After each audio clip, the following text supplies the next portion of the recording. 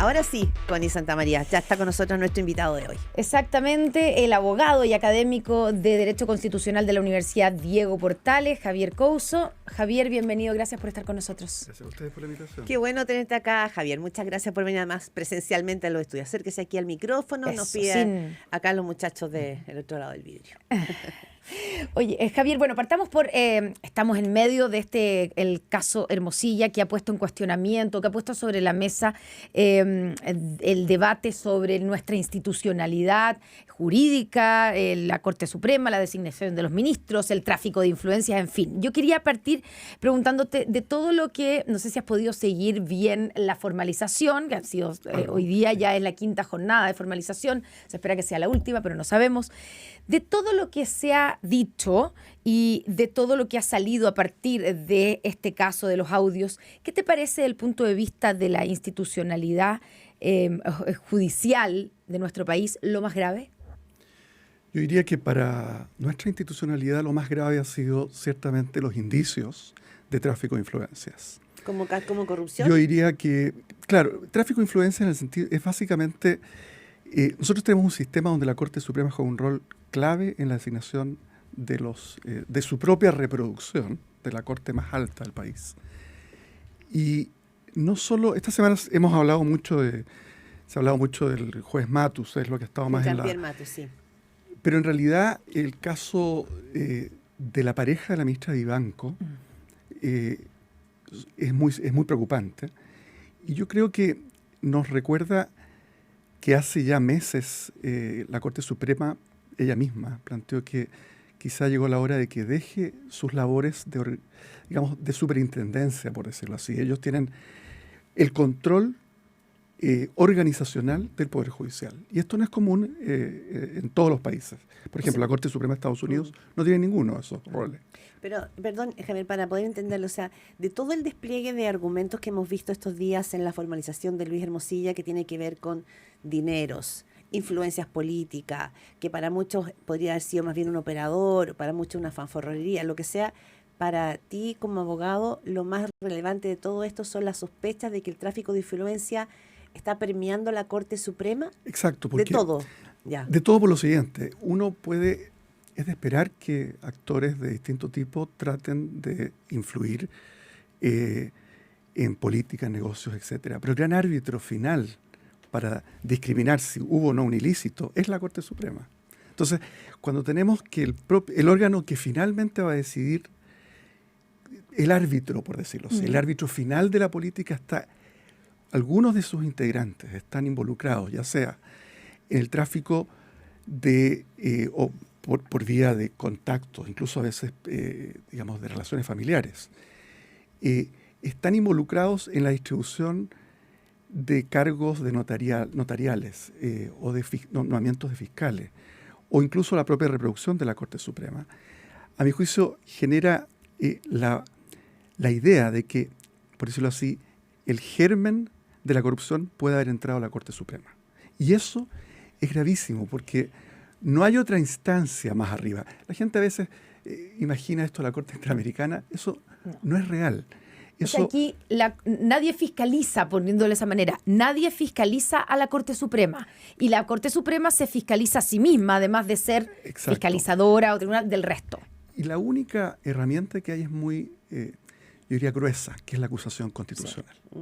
O sea, la única forma de controlar si la Corte Suprema está o no cumpliendo con la Constitución y las leyes es la acusación constitucional. Y es muy gruesa, o sea, no es una herramienta fina. ¿A qué te refieres con que es muy gruesa? Que la causal, notable abandono de deberes, es muy amplia. Está muy poco tipificado qué exactamente significa. Se ha prestado a veces para excesos. Por ejemplo, ustedes recordarán cuando un par de jueces estaban en una comisión de medidas alternativas de cumplimiento de la pena. Sí. Y por ese motivo se trató de acusar constitucionalmente a jueces, creo que eran 2 jueces de la Corte Suprema.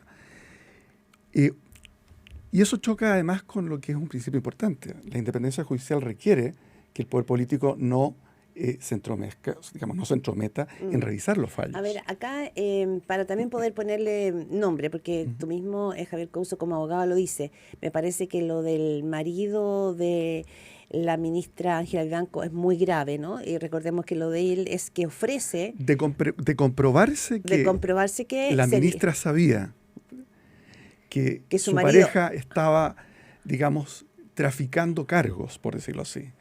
Es extremadamente serio y por eso la Corte Suprema abrió una comisión de ética. Exacto, que además la ha sostenido. Pero en el caso de Jean-Pierre Matus, lo digo porque habló el domingo en La Tercera, dio ayer una entrevista a Mónica Rincón en CNN. Él ha sido muy claro en decir: no me juzguen por lo que yo hice en el pasado, júzguenme por lo que yo estoy haciendo hoy como Supremo. Porque él se defiende diciendo que era abogado particular antes, exactamente, cuando ocurrió todos estos intercambios. Entonces ahí hay un argumento, digamos, que podría ser atendible, y dice él: la verdad es que mis contactos con Luis Hermosilla tenían que ver con temas muy puntuales. Entonces se configura ahí. ¿Cuáles serían para ti, en tu experiencia, las preguntas que rondan? Las preguntas que rondan son dos. Normalmente los jueces tienen lo que se llama, digamos, como en derecho comparado se habla de el principio de la ingratitud. Esto es, todo juez que llega a estas altas instancias tiene que ser ingrato con quienes lo han elegido, pero esto es fácil de decir, pero difícil de cumplir. Entonces, yo creo que hay que distinguir la trayectoria por la cual la probidad previa de un abogado es un dato importante que tienen que tener en cuenta quienes le están nominando a alguien. Pero tiene, a mi juicio, lo más complejo es lo siguiente. De la entrevista de ayer de Mónica Rincón al juez Matus, quedó claro que no declaró las personas que estaban inhabilitadas a futuro, en casos que él debiera decidir a futuro, ni a Chadwick ni a Hermosilla. Eso es sumamente grave, porque eso ya es un acto que tiene que ver con en el momento en que asume como juez, se declara quiénes van a estar, respecto de quiénes yo voy a estar inhabilitado. Entonces tengo que hacer una lista. Claro. No haber incluido a personas que habían sido claves para que él accediera a esa posición, significa que en un futuro él podía haber estado a cargo de decidir casos que involucraran o a Hermosilla o a Chadwick. Y eso es algo sumamente delicado. Ese olvido, porque en la entrevista aparece que cuando es presionado, él dice: sí, quizás debía haberlo hecho. Es bastante difícil de creer que un abogado de ese nivel de especialización no haya tenido claro que era evidente que debía incluir a dos personas a las cuales él le había hecho llegar sus antecedentes porque entendía que tenía llegada al presidente de la República. Y esa parte que la hemos visto también, no solamente con Jean-Pierre Matus, lo vimos también con, digamos, a partir de estos chats que los conocimos en junio, entre Mario Desbordes y el ex juez Juan Antonio Poblete para favorecer la llegada de María Teresa Letelier a la Corte Suprema. ¿Está bien que se den? Porque, digamos, otra fórmula, cuando uno les pregunta a ellos, cuando Jean-Pierre Matus se le pregunta, dice: bueno, yo lo único que hice fue pedirles que juzgaran, que, digamos, entregarles mis antecedentes, como les mandé mi currículum, para que ellos que tienen llegada, mi trayectoria, que me juzgaran por mi trayectoria.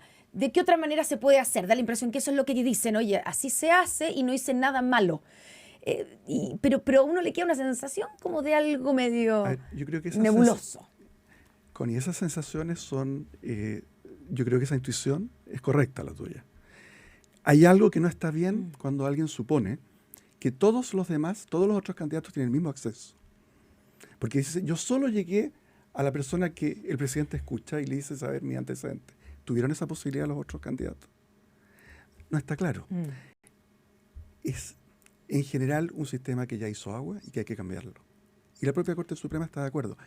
Cuando se planteó en los dos procesos constituyentes se habló de esto. Se habló adoptar el modelo francés o español, particularmente francés porque se ha politizado menos que el español, de consejos de la magistratura, donde es mucho más transparente. Ojo, en América Latina los consejos de la magistratura a veces se han politizado, y esto mismo, que finalmente esto es como el sillón de Otto, o sea, una sociedad donde, por decirlo así, campea la corrupción y el tráfico de influencias, uno puede cambiar las instituciones y van a corromperse igual. Claro. Pero acá esto ya hizo agua. O sea, esto ya no resiste La forma de análisis. designación hoy día. No resiste análisis. Pero Ya. es solo eso, Javier Couso, porque tenemos ese tema que es una discusión que se viene arrastrando incluso antes de los procesos Mucho constitucionales. Se viene diciendo hace ya rato, y el propio exministro Hernán Larraín en su momento también lo quiso plantear y también puso botón rojo respecto del rol de Hermosilla, pero veía también ayer una entrevista al abogado Mauricio Duche, director de Espacio Público, que también planteaba y decía, a ver, la vulnerabilidad de nuestra institucionalidad también nos tiene que hacer pensar qué pasa con impuestos internos, qué pasa con la Tesorería General de la República, porque lo que está en juego acá finalmente son instituciones que pueden estar muy vulnerables frente a la corrupción. Y la corrupción tiene distintas esferas. Y cuando un país además está siendo asediado por el crimen organizado, los riesgos hoy día probablemente son más grandes que los que teníamos hace 5 años atrás. Comparto ¿O no? completamente la tesis de Mauricio Duche y agregaría algo más. Sí. Efectivamente, la corrupción hoy día amenaza todas nuestras instituciones, pero hay un añadido. Y por estos días se está discutiendo la reforma judicial en México, que básicamente es un esfuerzo del partido hegemónico Morena de hacerse de todo el Poder Judicial, de llevárselo al bolsillo. Esto es, pensémoslo así, la judicatura es el árbitro de la política, no solo de estas discusiones sobre si hay o no un ilícito. La corrupción es el argumento que se da en México para ir a la elección popular de jueces, que es una muy mala idea. Y que en algunos países, en algunos estados de los Estados Unidos, y no respecto a los jueces federales, ocurre. Y normalmente son corruptas las elecciones. Estamos claros que es una mala idea, Es ¿cierto? una pésima idea. Ya, pero qué buen punto ese, Javier. Pero la razón que se esgrime Sí. es que se ha corrompido de tal forma el sistema. que no queda otra. O sea, esto es campo propicio para que llegue un líder populista y diga, está todo el sistema corrupto. Claro. Que se vayan todos. Que se vayan todos y yo voy a arreglarlo y limpiarlo. En Chile hemos tenido esa experiencia. Sí. La escoba de Ibáñez. La gente se olvida, después de 4 administraciones del Partido Radical, el ex dictador Ibáñez, ahora democráticamente es elegido con el símbolo de una escoba. Iba a barrer con la corrupción. Esto es nuestro propio país. Y cuando la corrupción probablemente, no sabemos, es difícil compararla de 70 años atrás con respecto a hoy. Pero a lo que voy es que no solo es un problema de diseño institucional, que yo creo que no queda otra ya que hacerlo. Y pronto.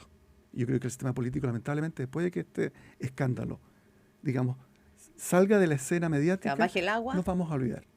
Y eso es lamentable. Sí. Así como pasó con el sistema político, ¿se acuerdan que Sí. estuvo de moda entre Sí, marzo y y bajo mayo? el agua. Y ya se olvidó. Y Sí. pasamos la crisis, o sea, tenemos una nueva crisis de otro tema y se nos Y nos olvida, olvidamos. si es el Somos- problema, es como que si deja de fuéramos ser urgente. Una sociedad con déficit atencional casi. Claro. Javier Couso, en una entrevista a raíz de cuando salió esto de los primeros audios, de nuevo entre Mario Desbordes para el nombramiento de María Teresa Letelier, dentro de las cosas que tú dijiste fue que en Chile hay una justicia razonablemente independiente.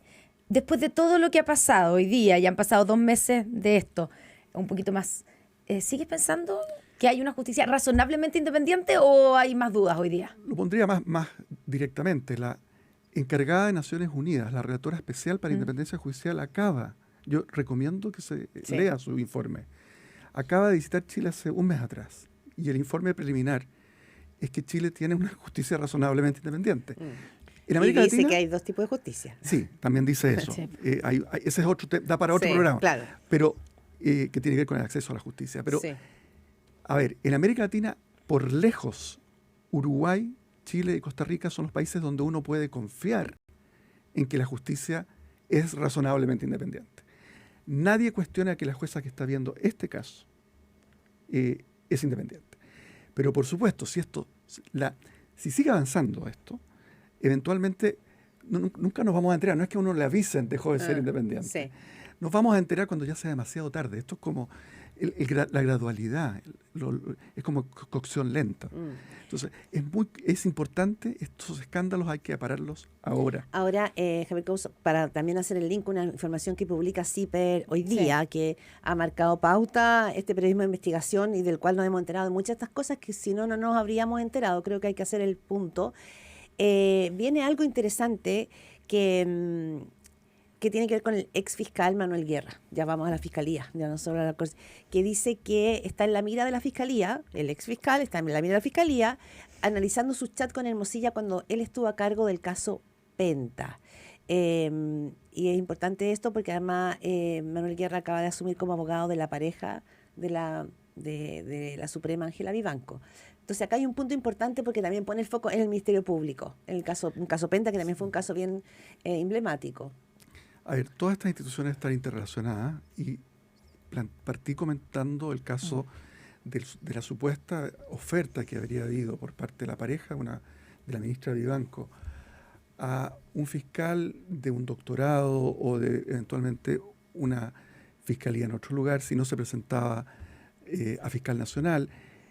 Todo esto, insisto, no hay nada probado, pero estamos esperando qué nos va a revelar la Comisión de Ética de la Corte Suprema.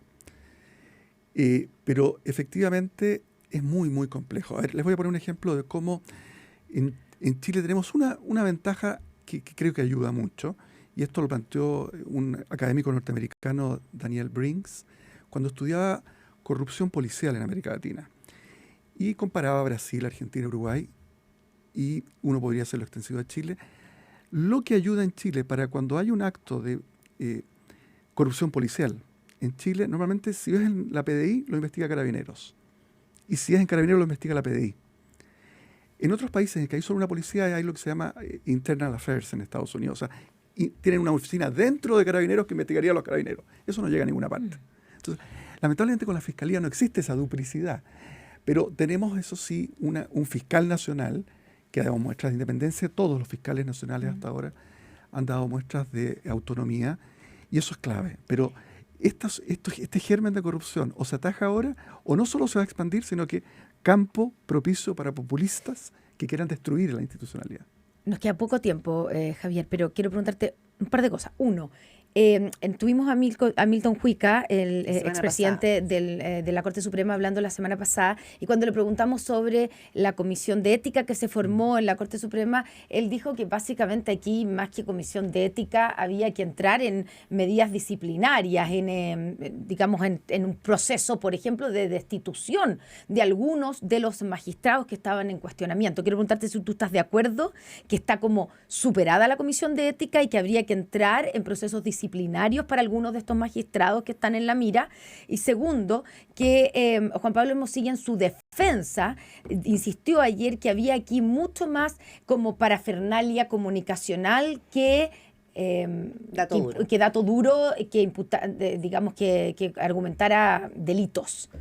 Quiero saber tus apreciaciones en ambas cosas, que son distintas. Sí, claro. Parto por la última pregunta. Yo creo que cuando un abogado está haciendo su trabajo en un alegato para tratar de que su cliente, su hermano en este caso, digamos, no esté expuesto a una medida tan gravosa como la prisión preventiva, no es el mejor momento para un análisis institucional. O sea, yo creo que Juan Pablo Hermosilla, quien conozco, que es una persona reconocida en el foro, probablemente en sede académica sería muy distinto lo que diría.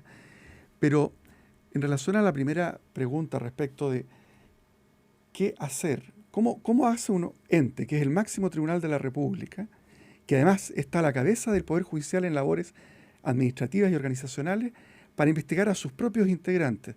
Es una verdadera bomba. Si se quiebra la Corte Suprema, si el Pleno entra en la dinámica que tuvo el Tribunal Constitucional, ustedes recordarán, sí, eso sería catastrófico. O sea, yo creo que esto es muy complejo, es como tratar de arreglar a un barco en el agua, digamos, o a un avión en el aire. La Corte Suprema está haciendo, a mi juicio, lo mejor que puede, dadas las circunstancias de que 4, 5, quizás 6 de 20 o 21 integrantes estén involucrados en algún tipo de irregularidad importante. Lo que trataría de descartar sería, creo que solo añadiría problemas, sería una acusación constitucional. ¿Por qué decía yo que es muy grueso? Porque podemos terminar han habido en la historia de los últimos 30 años cerca de 20 jueces que han sido acusados constitucionalmente, uno solo expulsado de la judicatura, que fue el ministro Cereceda. En general, es poco fino el análisis. Es un análisis Hay que cuidar ese... para la galería. Entonces, yo creo que hay que dejar que la Comisión de Ética avance, ver qué es lo que encuentra. Tiene que haber transparencia por parte de quienes la integran y explicarle al país qué está pasando. Voló el tiempo, Javier Couso, muchísimas gracias además. Qué buen punto poner ahí foco sobre la Corte Suprema como ancla, digamos, en toda esta discusión respecto a la institucionalidad que estamos viviendo. 8:26, muchas gracias por Gracias a estar ustedes. aquí en Pauta de Análisis. Muchas gracias, Javier.